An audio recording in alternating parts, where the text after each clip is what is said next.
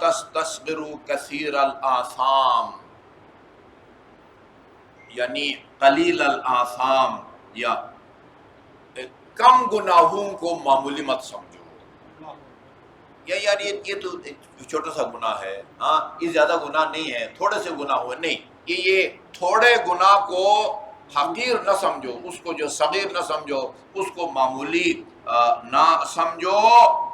جی ہاں، فإن الصغیرہ یحصیٰ، ہاں صغیرہ یحصیٰ قلیل ہے، ہاں کیونکہ چھوٹے کا بھی حساب کتاب ہوگا. اچھا ایک بہت بڑی پیاری روایت ہے، لا صغیرۃ مع الاستصغار ولا کبیرۃ مع الاستغفار. لا صغیرۃ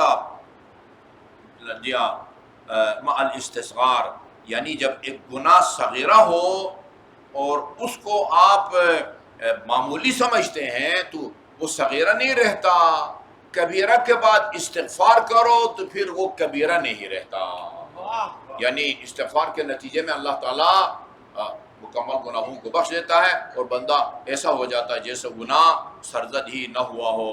لا صغیرۃ مع الاستغفار ہے، یا بار بار کرو معمولی سمجھو تو وہ کبیرہ بن جاتا ہے، اور یعنی اس پر وہ احکام لاگو ہوتے ہیں جو گناہ ہے کبیرہ کے اوپر لاگو ہوتے ہیں.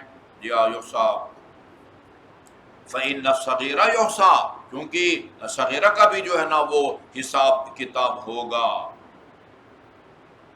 وَيَرْجِعُ إِلَى الْكَبِيرِ، وَيَرْجِعُ إِلَى الْكَبِيرِ، اور یہ صغیرہ جو ہے وہ اس کی بازگشت جو ہے وہ کبیرہ کی طرف ہو جاتی ہے. وہ صغیرہ جب اس کو معمولی سمجھو وہ کبیرہ میں تبدیل ہو جاتا ہے،